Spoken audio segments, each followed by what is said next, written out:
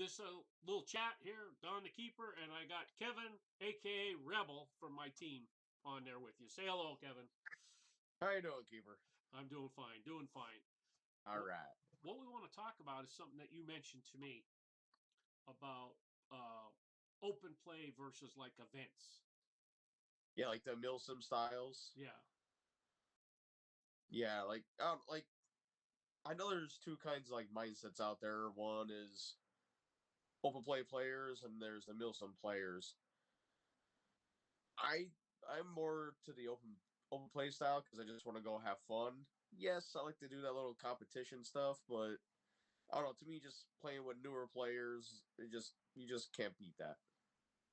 It's good to if you go in an open play. People are not going. They're there to have fun. They're not there in a serious mode that they got to do stuff. Yeah. I heard on a recent podcast I was watching, the guy said, we have replicas that shoot full auto. He said, you should be able to shoot full auto no matter what game it is. And I'm like, no. Why should you be able to shoot full auto all the time?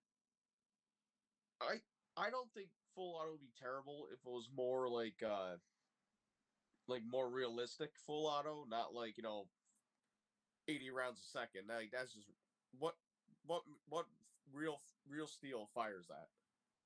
Like I mentioned the one time there, my 30 caliber, I have it set. It's a replica of a 1917/1919 FM30. Yeah. That shoots, oh yeah, I know that one very well. That shoots 660 rounds per minute, which is 11 rounds per second. Yes. Which, even when I shot that, people were bitching and moaning about him overshooting them at 11 rounds per second. Hey, it was keeping everybody down, wasn't it? Yep. Yeah. Then I hear the guy over across the way on the other team with a 35 round per second LMG, and I'm thinking, how is that not hurting somebody when you get hit with 35 rounds in a second? Yeah. Right. Yeah, and I'm like, I was shooting 3.0s. I don't know what the hell he was shooting. Probably shooting 2.5s or whatever. But I don't know. Like it, if it was more real steel wise, like real rate of fire, I think it'll be more entertaining because it just won't be like mag dump and that's it. Well, the guy says to me, he says, you got to get a metal AEG, metal M4. He said, because it's realistic. But then he's telling me about the high-speed motor, and he's shooting like 33 rounds per second out of it. And I'm like, you're telling me realism, and then you're telling me about an unrealistic fire rate. It doesn't quite level up. No. Like that's why like I decided to basically make my semi-auto M4 semi-only. You put that little washer nut in there, and because why? You know what I mean? Why go full auto? Now, I've had guys say, oh, I can shoot 3-round bursts. I can shoot 5-round bursts. He said, that's better than full auto. But then I've proved this to guys like Chip, who's got the trigger set so sensitive that I can feather that trigger on 3-round bursts, and it's fast as full auto, if not the same. Yep. So as an open play, when you go there, the whole idea is that you're going there to have fun. Yep. You're going there to meet people that you might not normally meet, and you might run into some new players. Yeah. And you're exposing them to airsoft maybe for the first time. And what kind of reaction they're going to have if they go up against somebody that's shooting full auto like 30 rounds a second, and they just get blazed away in the first hour, and they say, oh, screw this, I ain't playing this. This is awful. Yeah. And like, a lot of people complain about the rule sets at open plays. It's like, if you like it, if you don't like it, they'll go do the Milsim stuff and leave the open plays alone. But open plays, it just seems like you have more fun because nobody really cares. You just go out, have fun, and I always see when somebody has a problem, somebody always helps that person. Yeah. Like I've never seen that at a Milsim unless you're on your team.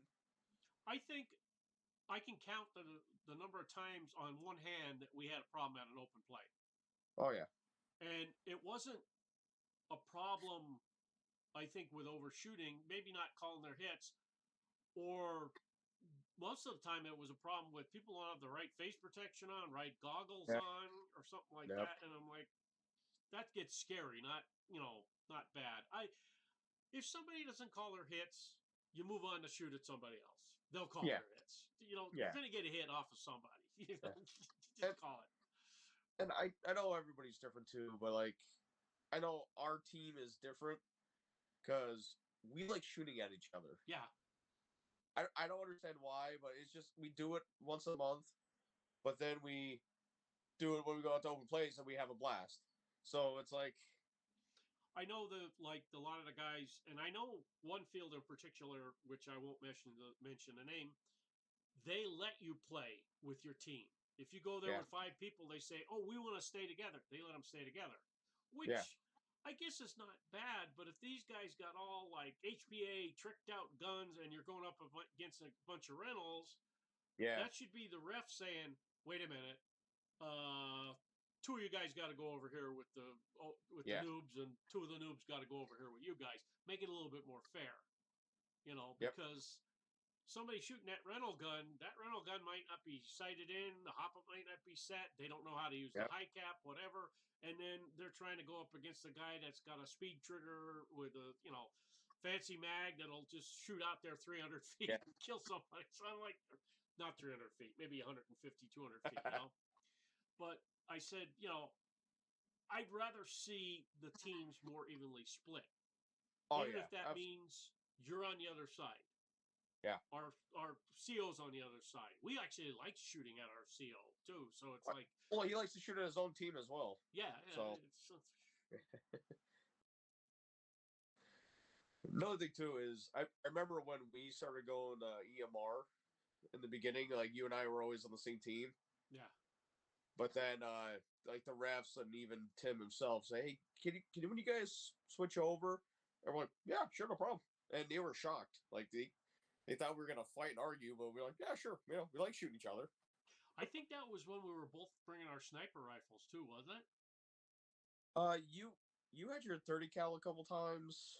I had my snipers, and I tried using my M4, but always failed for some reason. But yeah, you were like dabbling different things, like your 30, your snipers. I think you brought your Thompson. I kept trying different things, and then when the tendons in my shoulders messed up, I was pistols all the time. So that's what makes it fun too. Pistols, yeah. It's like, you go there, and I actually had a shotgun. I really didn't even have to shoot the guy. All I did was rack the gun behind him. I was out of BBs. He didn't know that, but I racked the gun behind the guy, and he's like, "Okay, I'm done. I'm done." He didn't want to get shot in the back. So, I think you make a lot of friends too. And one of the things, we didn't really get that many new members from an open play. I think more word of mouth was, we had. I think we did pick up one guy we did pick up from an open play that met us, and, Chip started talking to him, I talked to him, and he came out. Was that night? No, that was Squilly brought him in. That was Logan. Oh. We met him at an open play. Oh, okay. But that's a good way to learn how to play. You hang out with people. Yeah. You might find a team. That's the big thing too. Having a safe place to play, like an open play like that. There are several fields in our area. The one is like an hour, 10 minutes, but all the rest of them are like 2 hours away or more. Yeah. So you sort of judge, where do you want to go? Do you want to go to this closer open play that might not have a lot of people, or you go to this one that'll have 30, 40 people there, and it might be a cluster. So, Well, like, to me, it all depends on like how the owner is, how the refs are. You know what I mean? Like, I know we went to a couple different places and we didn't have a terrible time, but it just didn't feel right because we were like really telling the refs and the other players the rules for an open play. If you have to go there and explain to the ref what a minimum engagement distance is, you have problems. You have problems. Now, the one we went to, it was we were chronoing our snipers. Yeah. And I had my green one. and that's where I have to have a 100 feet limit. So, no, fire everything. Goes, all right, you're clear. I said, do I have a limit? Minimum engagement distance. Yeah, and he goes, I don't know. I'm like, it's 100 feet. Oh, yeah, 100 feet, 100 feet. I'm like, yeah. Oh, like I could have lied to him. I could have shot people point blank, but I can't do that. That's just no. Now there is another field that we go to that I haven't gone to in a while, and you haven't been to before, up in New York, and Okay. their open plays are full auto. They have a DMR rule set, which is basically the same as a sniper rule set. Their guns shoot 450, 400 to 450, and they have 100-foot engagement distance, but they don't have anything about a pistol. Now, the sniper, though, is under 500 with a 100-foot engagement distance, and you have to have a secondary, meaning a pistol or whatever, for some reason. And the DMR can shoot full auto, which I didn't think the DMR. I read the rule set because this just got me going. A DMR I always thought was supposed to be semi only, but he has a semi/full 100-foot engagement distance, and I'm like, okay. Now the LMGs have a 50-foot minimum engagement distance, and they used to have a 30 rounds per second limit. They dropped it down to 25, and somebody said they're dropping it down farther to 20. Okay. Because people are abusing it. You know, I can see that. I can see that happening. Because they are 1.86 joules or 400 with 2.5, and these guys with HPA are riding right at the line with, and they chrono in joules, so they probably put the right BBs in and chrono. I know they do that. They put the right BBs in. I think they chrono everybody with 3 O's, so they're getting pretty much the close to the joule limit as you can get. And I know I brought my LMG up there. And I was told twice about I got too close, which I didn't even know they had a 50-foot engagement distance at the time. Yeah. So I was told twice I had to move out, and then I watched this guy with an LMG walk down the middle of the town. So I'm like, okay, that don't look right. But I'm like, that's okay. I ain't gonna worry about it. For an open play, if you have a usual crowd that comes there that's used to that and knows that, that's great. But if you get the new person that says, "Hey, I heard there's an airsoft field. Let's go up and try our new Walmart guns that we got." I'm saying Walmart. Walmart doesn't sell airsoft guns anymore. But let's just say they buy their new low end $100 LPEG guns, and they're shooting at people 50, 100 feet away, and the BBs are dropping in front of them, and this guy just with like 30 rounds per second at him. He's gonna say, "Why do I want to do airsoft? We're gonna lose a new player. We're gonna lose a new player." Well, also too, like I know that we ran into that too. Like kids got new replicas, and they weren't hitting it. We're like, "Oh, this isn't working," and we play with our hop ups, and they started reaching. Yeah. And we teach them like, "Oh, this is why, because of the hop up, blah blah blah," and like, "Oh, we had no clue that they were there." So it's like one of those things where you gotta don't talk down to them. You gotta just encourage them and say, "Hey, this is why, you just gotta work on this." Well, I actually had a guy, and this guy was in England, so I couldn't tell him what website to go to because I don't know what's in England. If it was the United States, I'd point him at one site or another. And he said he was going to buy this one replica, and for his son, he wanted to try airsoft. And he posted a picture of it, and it was a Game Face AK. 767. That is an LPEG AK shooting like 250 FPS with 2 O's.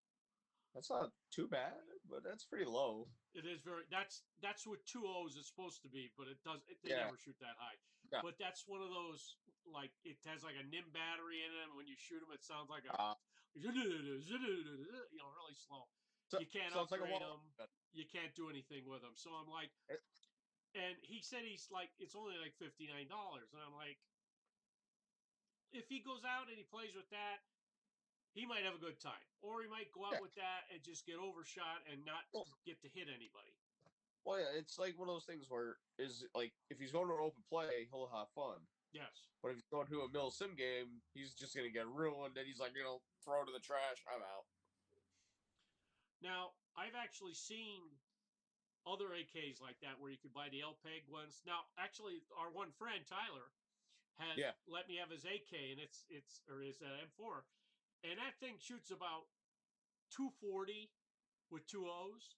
It's not the greatest. But the thing of it is, I adjusted the hop up, and them two O's just sail way out there. They're probably going like 50 FPS by the time they hit you, but they do go out there. So if you didn't see it and turned around and a BB would come at you, you would get the hit. He did get kills with it. But if you saw it, you might be able to go like this and go pie a matrix around it. But that's the kind of gun they were trying to buy for the kid for his first gun. Yeah. I thought Tyler was using 2.5s. He is. And that makes it even shoot lower. But with two O's, it's shot around 250, 245 it was. So I think with the 2.5s, he was like in the 230s. Or no, he wasn't in the 230s. He was like at 230, 228. So it's a little bit hotter than your pistol, your electric pistol. So think about that. The pistol, if you had a good shot at somebody, you probably could get them. Whether they feel it or not at distance is another thing. Yeah. Well, plus, mine, they don't fly that far, even with two O's. So that, when people ask me stuff like that, what's a good gun to get? I always say to them, well, what's your budget? Is this your first gun? Yeah, don't buy a sniper. I tell him that. No. And I say, when he's looking at an LPEG, I said, go the little bit more and buy like a Lancer. If you think you're going to be into it, buy a Lancer Tactical Gen 3. It has everything you need for like $190. That might be a little too much for somebody, because I think he was buying a package where it had a set of goggles and BBs, which were two O's, I hope, and the battery, the gun, and these like little goggles. They were like little Coke bottle goggles, and I'm like the cheapest ones you can buy. Yeah, and I said he really should have a face mask. If he's under 18, they're going to make him wear one anyway. But I said, if the father's just trying to get him something to keep him going or get him something for shooting in the yard, that's fantastic.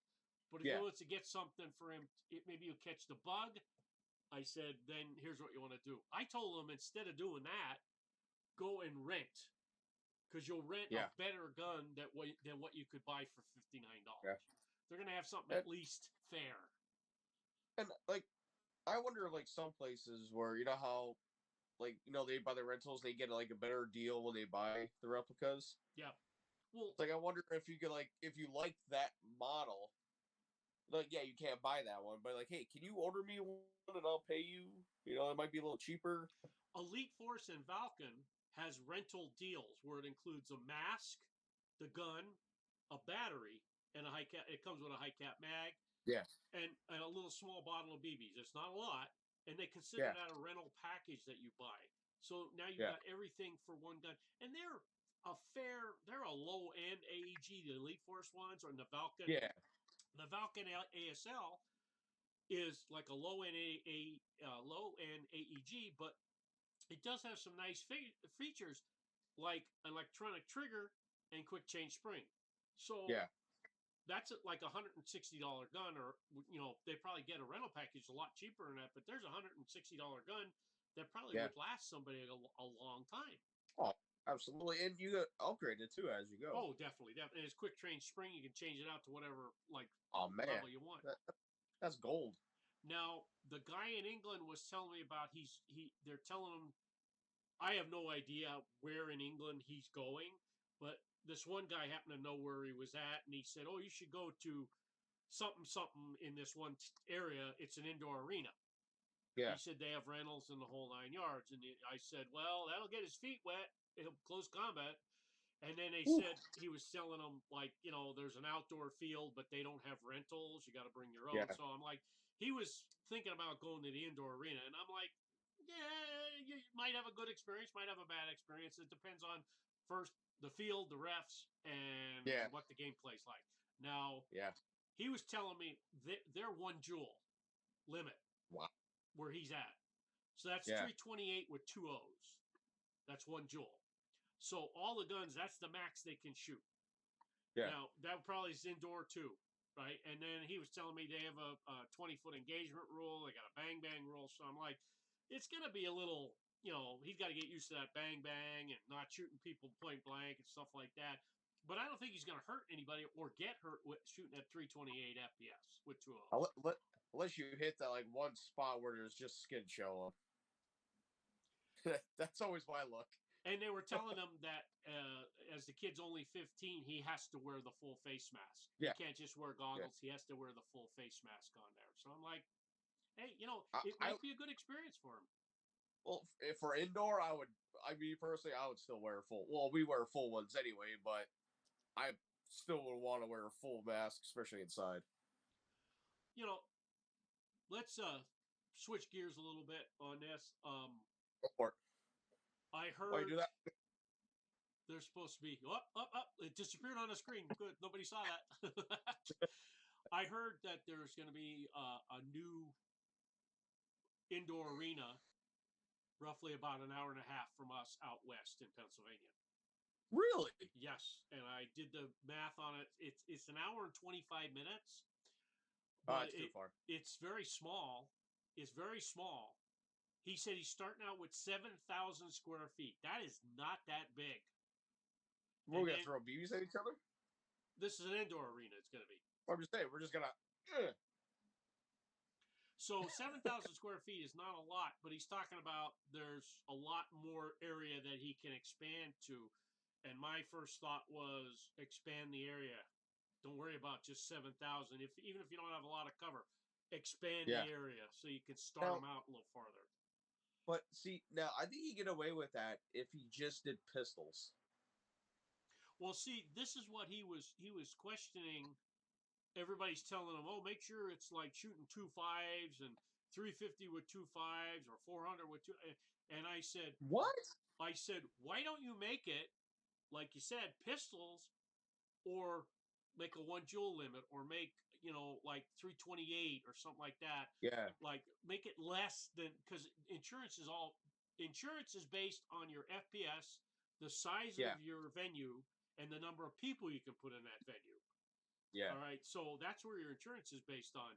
So if he'd lower his FPS for that small area, he could probably get good insurance, might get some good people in there. And at that FPS, at a lower FPS, that would be a pistol-only type area. That would be fantastic. People would have a blast. Yeah, like, we do pistol matches for training, and we have a blast doing it.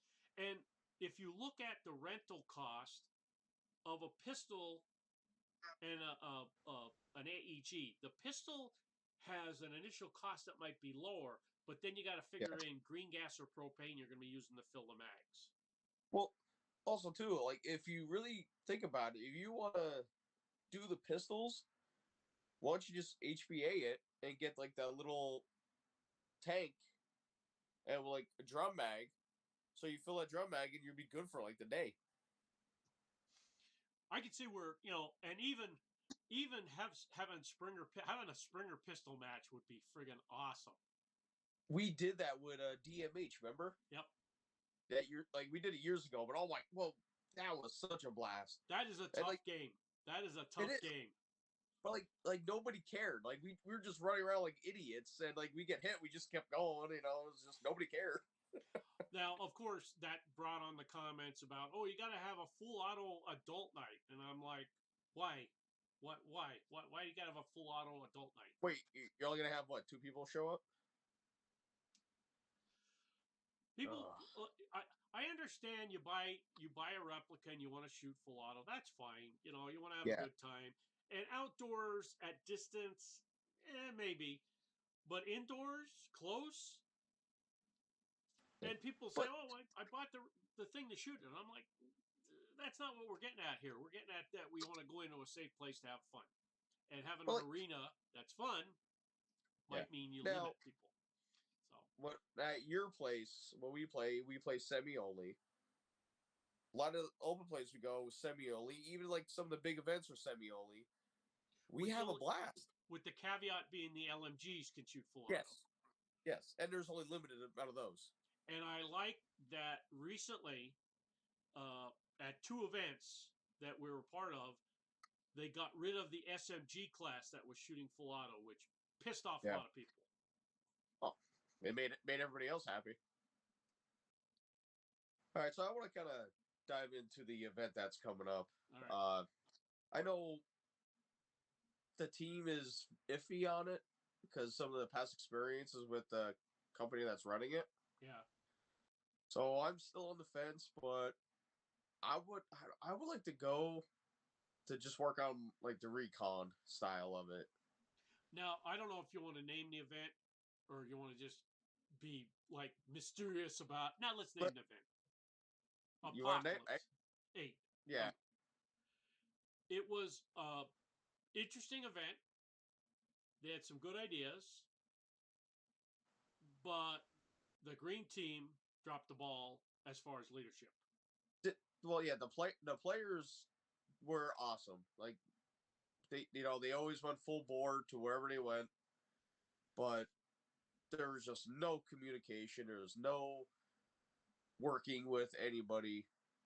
It was just a nightmare. You sat on a flag trying to get us to come over, get the green team to send somebody over to take the flag. No, it was a missile. Oh, okay.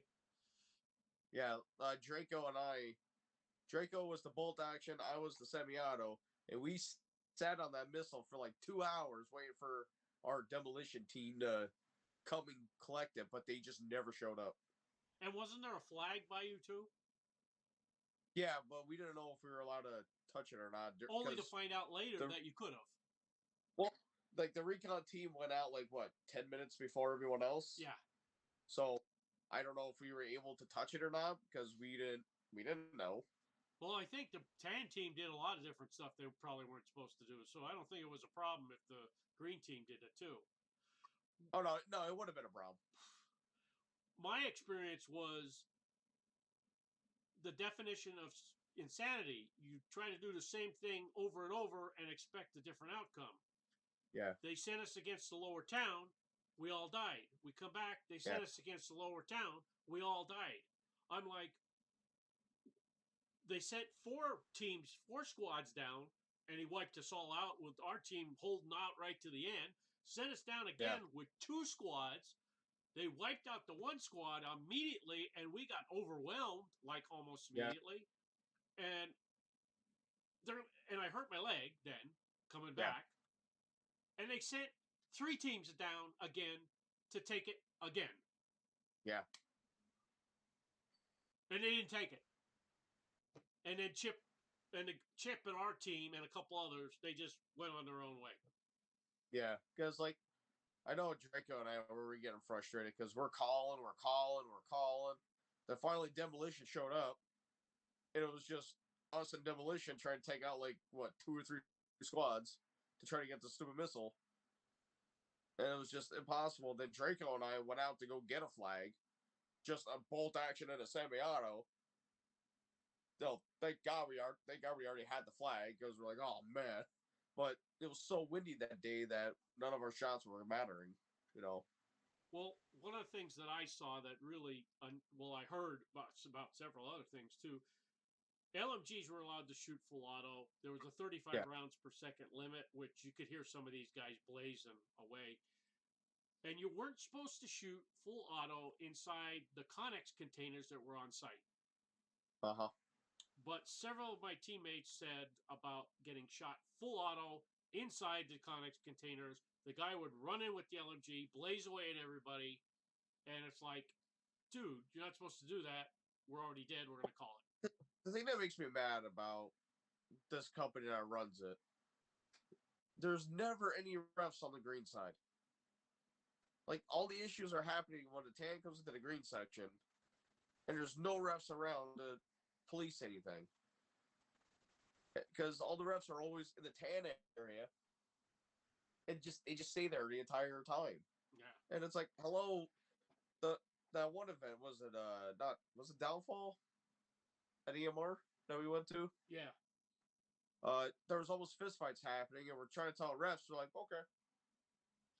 And the thing of it is, the fist fight was going to be between a very, very, very tough girl and this guy. Yeah. And I would have liked to have seen that because I think she could have kicked his ass.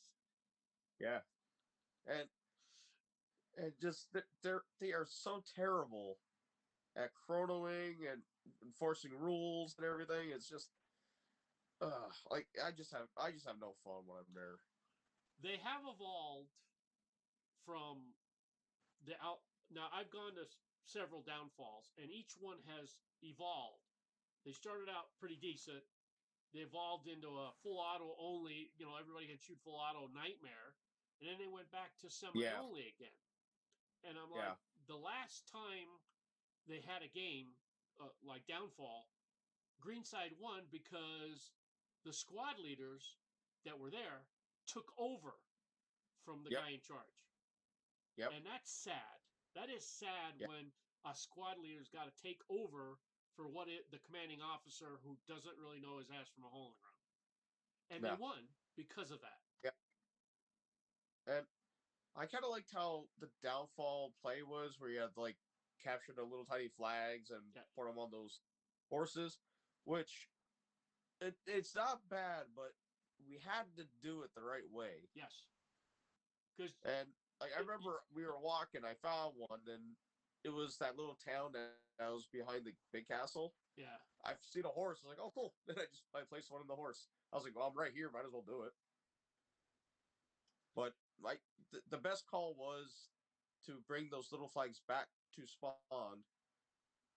Then work as a unit, work as a squad to go get those points. Yes. Because you and I are holding down numbskull with bolt actions.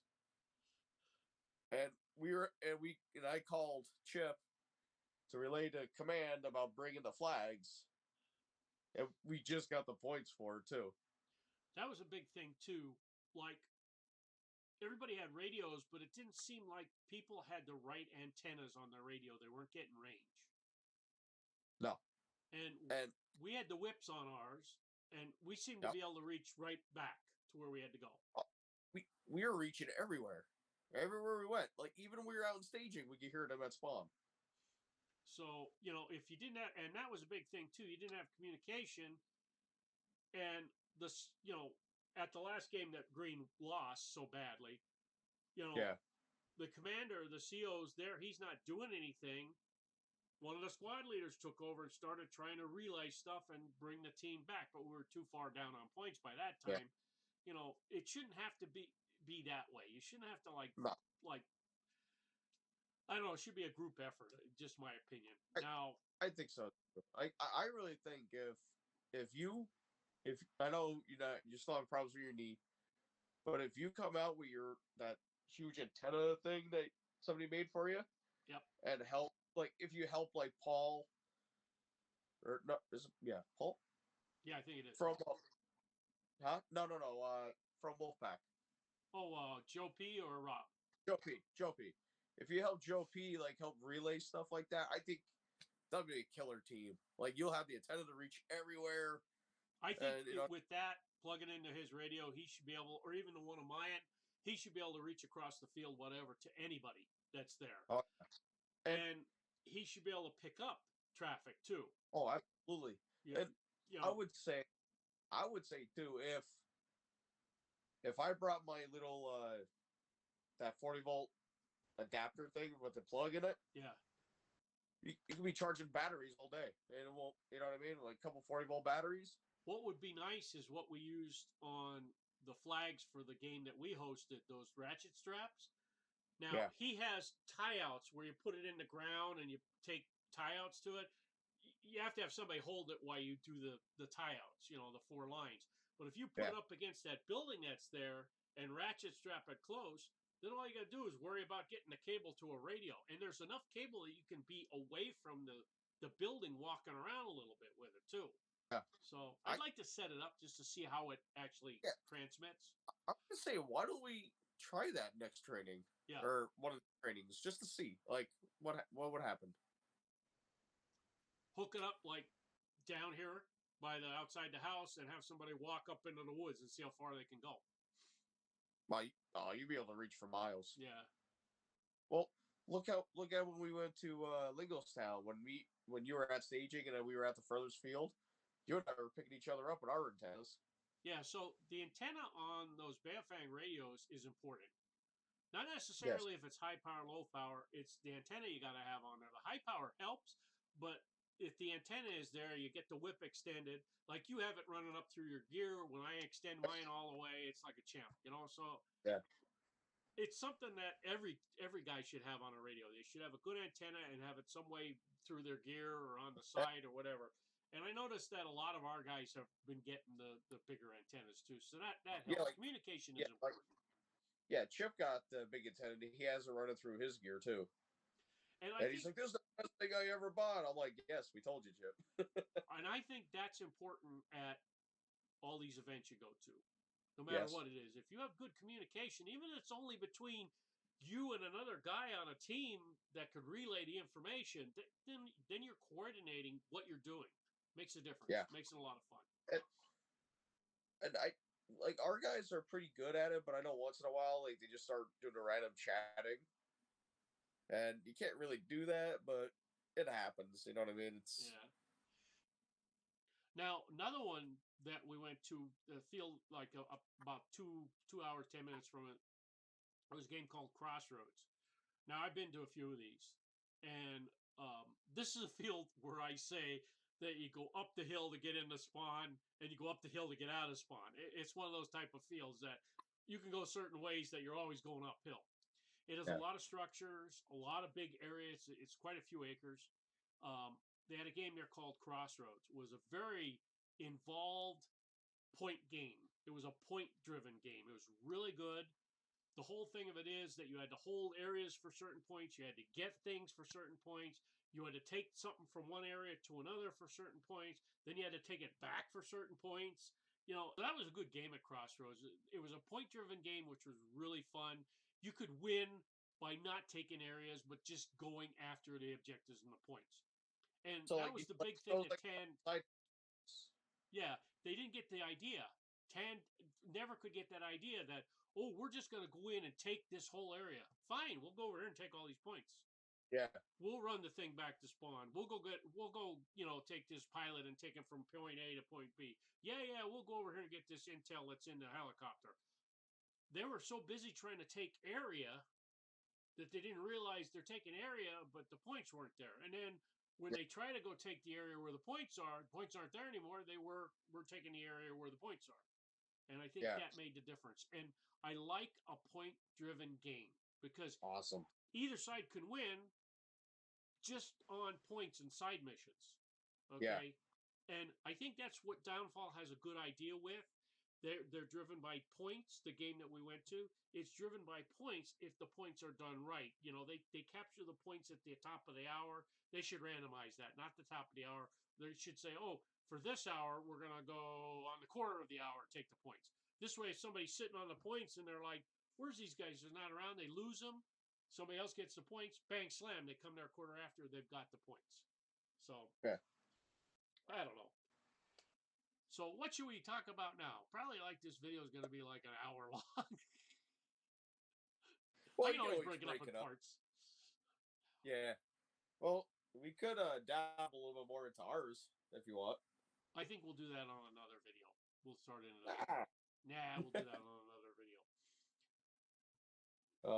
One of the things I want to touch on with you is you have 2 snipers and what I essentially call a DMR.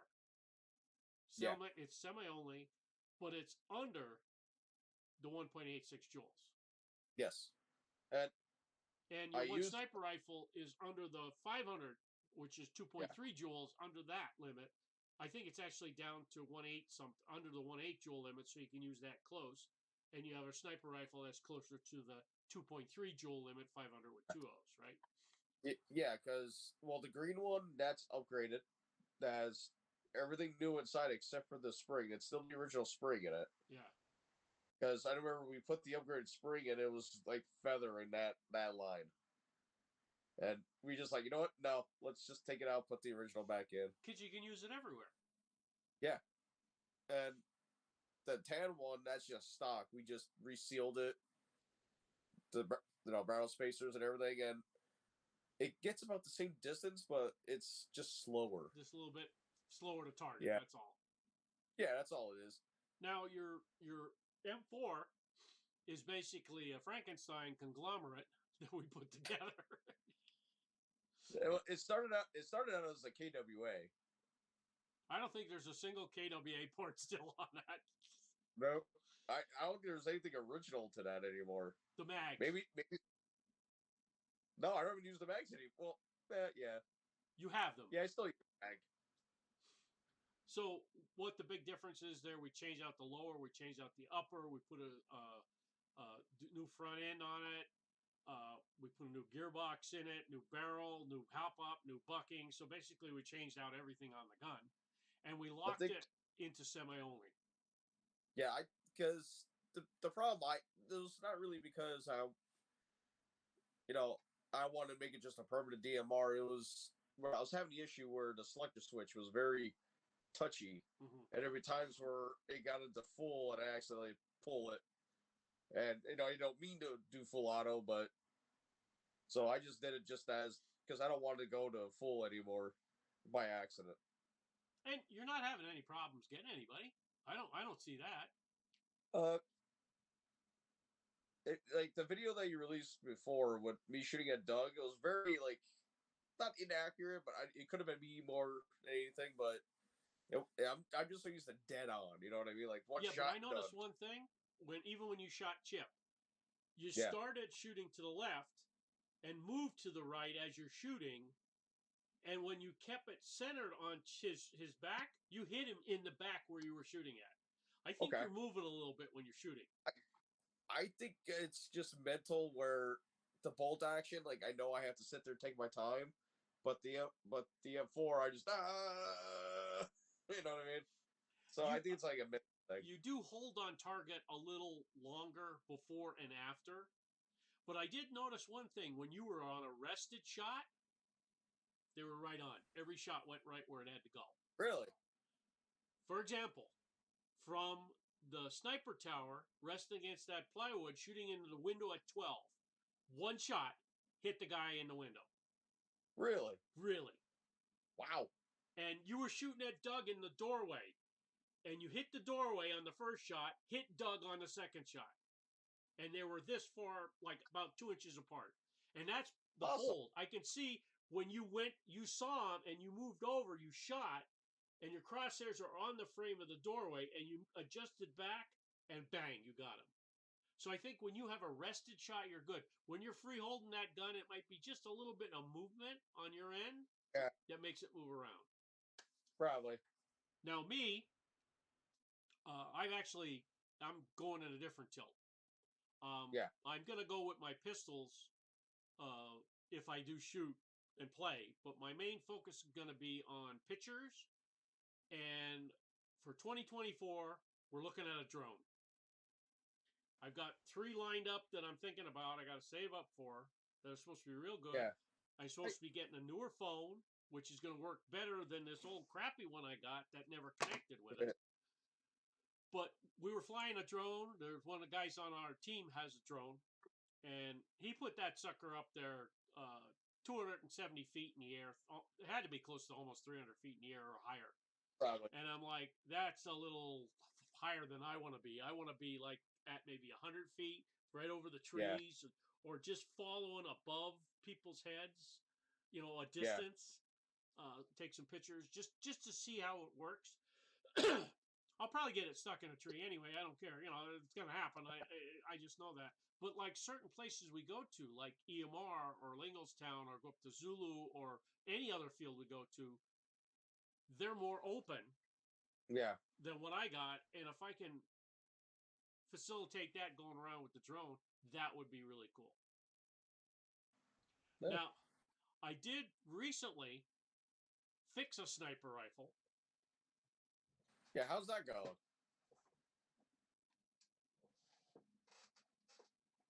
Oh, look at that little thing. Look at this. I don't know if you can see that. Center. Top dead center mod for it. Woo! Parts totaled $46.30. Awesome. $46.36. This has one mag. This is a scope that I was given. This original stock barrel, I put a spacer in it. And it had a hop up, an Action Army hop up. The guy didn't fix right, but he ripped the bucking, and he lost the arms, which is why I put the top dead center mod on this. Yeah. So I put the new bucking in, like I said, the spacers and the top dead center mod, and I'm shooting 200 feet easy with 3.2s. I also took the weight out of the stock and out of the front, and the thing is light. Now, I think anybody that is sniping should just look into getting a top-down center mod. Yes. Because, like, you can do so much with that. Because, like, you've seen some of the videos where, like, if it's just a little high, I just crank it down a little bit, then I get it right in the window. Now, that's considered the Tridos Designs, TRIDOS Designs, basic model TDC. There's a Pro version. Yep. And the Pro version has this little block that sits on the top that has a little clicker in it so that you go tick, tick, tick, tick, tick, tick, tick, you know where you're going. And it's got a little line that it'll point to where you're, so you can micro adjust. If you're saying, wow, I'm just barely missing him, let me click it one up and he'll drop right in on. That one, I haven't adjusted, it starts down a little bit. I got it down there quite a ways. I put it down quite a ways, and I watched the 3.2 go like this up in the air, and I'm like, okay, back about half a turn, shot it, it's a little bit up in the air. Back another half a turn, it's a little jump. And I just, one little bit back, and I shot, and it was like a string and a little bit of bump. I like that. I like that little bit of rise. That's me. I like to give it that, like, especially for a slight distance, just give that little extra, lift, and it'll go further. Now, I have the scope set. It's a 4X solid scope. I have that set. And I actually am going to trade a guy something for that. Are you? Yeah. That was given to me, so I'm going to trade a guy something for it, and I'll see how it is. Because he's interested in this on our team. On our team, I should say. Okay. Oh, wait. So there's going to be another sniper on the team? No, it's going to be the same one. Oh, okay. Going to be another guy that's already on the team as a sniper. I'm Tractor. Oh, okay. Tractor wants to trade me something. He wants to trade me a pistol. I was thinking Draco. No, Draco's got a good rifle now. He actually has two. John has one. Tractor has a dozen of them, but he said a new long range one, and I'm thinking he has like 4 long range rifles now. All he needs to do is some work on them, and they probably work like a champ. So I offered to fix his one rifle, and he said, no, I'm going to be working on it this week. And I'm like, let me know if you need some help. Because the same hop-up that I bought for the rifle I sold him before and kept the power down is the same thing in this. Now, this is only shooting 1.9 joules, so that's under 500 with 2 O's. So it's over the 186 limit, so he can't use it close, but it just sailed MBBs out there like a champ. Now, that with a tight bore barrel, if you would want to throw a tight bore barrel in that would be fantastic. Now, that is what the shorter G-Spec model is. This is a smaller barrel. I forget what the length is, but it's smaller. You can actually get the longer barrel on that and longer tight bore barrel, and you might get like another 10, 15, 20 FPS out of it. But, I would love to take one of mine and make it a short barrel, but I think that might mess it up. Well, the thing of it is, too, you have another barrel, outer barrel, don't you? Yeah, but it doesn't work with the other ones, though. Because remember when you're doing a top-down center mod, but it just didn't line up correctly in the frames? Well, we'd have to see. We'd have to see if we cut it off. We could put a shorter barrel and hop up in the whole 9 yards in there and like make it shorter. Man. I don't know. The shorter gun is nice. Now this is heavier than my striker was. It's just because of like maybe the scope, because I didn't have a scope on that one. But it's got it's a heavier barrel, and this fake wood even though I took the weights out, it feels heavier. It's a nice looking weapon, but Yeah. Like, I don't know, like, I'm a short guy, so I think a shorter one would be better, but they don't make my style and the shorter style. You know what I mean? You have to try this one too and see what you think of this one. Yeah, I just don't like the stock. That's just me. I don't like the. I don't like the stock. I don't like how the hand grip is. I don't know. I'm weird. Well, we've been rambling on here for quite a while. I don't know how long this video is going to be. Is there anything you want to touch base on? This video is gonna take forever. Nah, not a problem. Like I don't know. Like I still want to work on like the recon styles of like that we've been working with the team. Like I want to work more on that as we go in because I know everyone's starting to like it. You know, everybody's starting to like see the benefits of the recon. I think we need to go to an area that they've not been before. Everybody knows the hiding places here. I think like we have to hit one of our members up that has land, aka Tractor or Zilla, and go to their places and say, "Hey, we just want to go, and we don't need you to do anything. Just give us an area where we can go, and we'll just do the training on that." Yeah. It's like an unknown field. What I think the recon will work good is if like we do like attack the compound and you have like the two people out, at least two people reconning, directing the people into the compound. Because like there's like some of the videos that I know that I recorded where I was doing that and my team was getting in there no problem because I was pointing them out to everybody. Be something to try. You know, it's always good. It's always good to try stuff.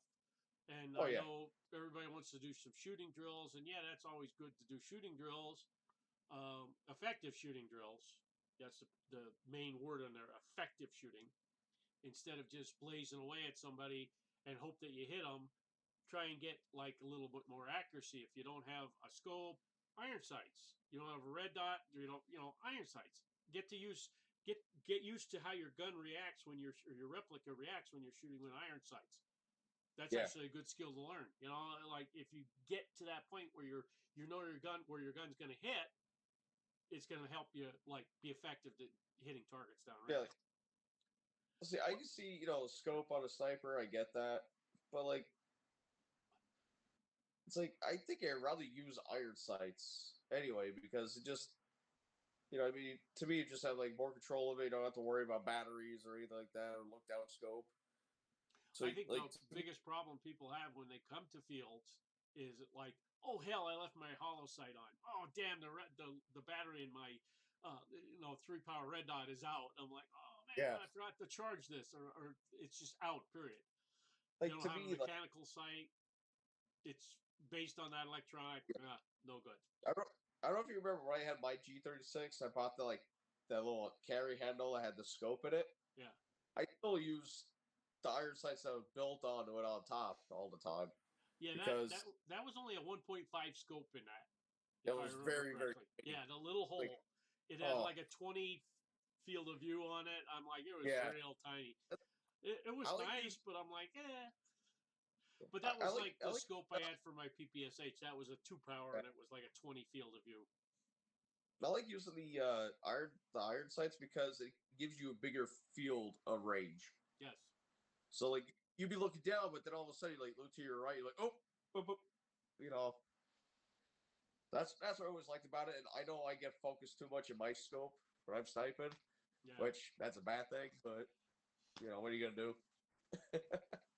Well, one of the things I noticed in the latest videos I was editing is there's not much action between the shots, but your gun is not focused on something because I'm looking at your gun cam.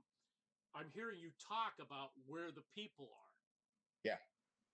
Calling Tractor to tell him he's off to your right at your like 12 o'clock down behind this, or he's coming in to your right. He's going to come in on your 9 o'clock. Look to your left. He's coming in, and then you're saying, "Oh, Chip's down by this." And all of a sudden I see you target him and shoot him. Yeah. So I'm like, you're calling out shots and moving. You're calling the recon out. You are reconning because you're calling the shots out for the other people to get, so they don't get overrun. It's another skill set. Well, yeah, because what I've been learning is even though you're sniping, it's not like on YouTube where you got to be like this marksman shooter to get all the kills yourself. like, you shouldn't really have to shoot unless you absolutely have to. Yeah. Like the one when it was me and Zilla in the tank, Zilla was getting all the attention because he had the semi-auto. So when I saw somebody in the compound looking at him, I was like, "Oh, I think you got the drop on him." And I was telling Zilla what was going on. I said, "Zilla, don't move. Like, keep doing what you're doing." So then I lined up my shot, and I got the guy from in the compound. Let me explain the situation. Who was underneath the tank and who was on top? Zilla was underneath, and I was on top. And the floor, just so people are aware, the floor is 2x4s with an 1.5 inch gap. So you can actually see the person down below and hear the person. So this is a metal enclosed, tin enclosed, like half tank. And you're sniping from the top. He's shooting full auto or semi-auto from the bottom. And I thought it was reversed. You were on the bottom. He was on the top. No, like he was on the bottom. I was calling him out for him because he couldn't really see. So I was telling him, "Hey, we got one coming up to the right. You know, we got one coming up to the right. He's close. Either watch him or I can't take him out with my pistol, with my sniper because the too close. the limit." But yeah, so and we were working out great together. Like I was calling him out, and he was taking him, or he was calling him, and I was taking him. It was pretty cool. I think the funniest thing, I was reffing that game and taking pictures. I think the funniest thing is I come up and I stopped and I saw somebody on their tank. I didn't know who it was. Then I saw movement up above. So I thought, like I said, it was reversed. Zilla was on top, you're on the bottom. And I heard you talking, and I stepped back. And Draco come up and hit on the barricade, and he's looking off to the other side. He's not even looking towards you. And I'm like, I can hear them talking. Why can't he hear them talking? And I don't know if he was listening to the radio or what. And he walked about 2 steps and got shot by Zilla. And I'm like, I'm trying not to say anything. And I'm putting the camera up, trying not to like give away that like where he's going to get shot from. Because I knew as soon as he moved ahead, like he was going to get shot. And I did get a picture of him moving, but I didn't get a picture of him getting shot. He did get shot right after that picture. But that was funny. Yeah. He stopped right at that barricade, and he's looking this way. You guys are here. Yep. And he's like this with the sniper rifle. Then he puts it down, and he's looking, and I'm like, you're here. He didn't even look. Then he looks this way and moves. He didn't look to see if it was clear. He looked and moved right into the fire. That was funny. Yeah. That was hilarious. Oh, yeah. It's amazing how well you can work with some. Like, Zilla and I were working great. We were communicating. We were getting stuff done. We were communicating with the other team. Like, it was like snipers versus like everybody else. There was more than one team, wasn't there? There was 2 teams or 3 teams? There was 4 bolt actions, 2 semi-autos versus the rest of the team. Yeah. And now, you had a similar experience with Chip when you were at the one open play, when it was you calling the stuff out and Chip's with the like M4. That's when Chip really turned around the idea of the recon. Yeah.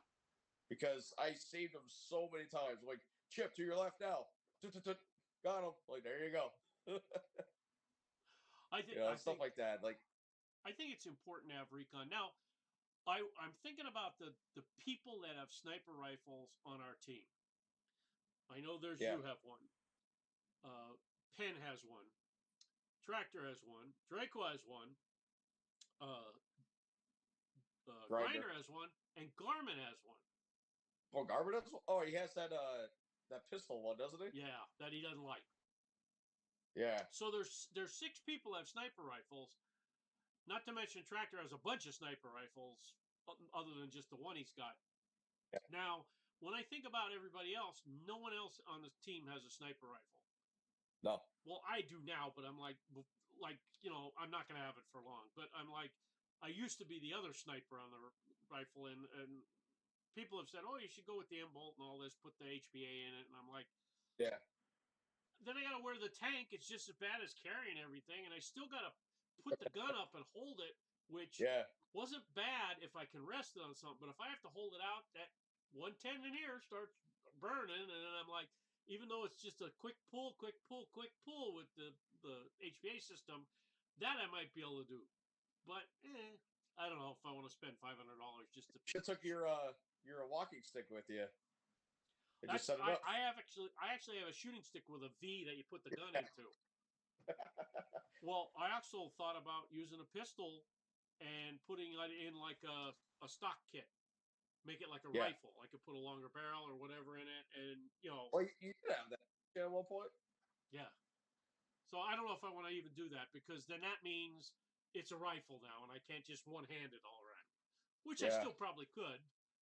If it's the kit that I was looking at, you just unclip it, it comes right out of the gun, and you can just walk around with it, or put it back in and put all kind of attachments. The whole idea behind it being that you get the stock and you get the longer front end where you can put a longer barrel, or you can put attachments on it and stuff like that. And I'm like, I don't know. We'll see. I got other money I want to spend on real things like fuel oil and like electricity. So, yeah. Well, this is a lot of fun bullshitting with you.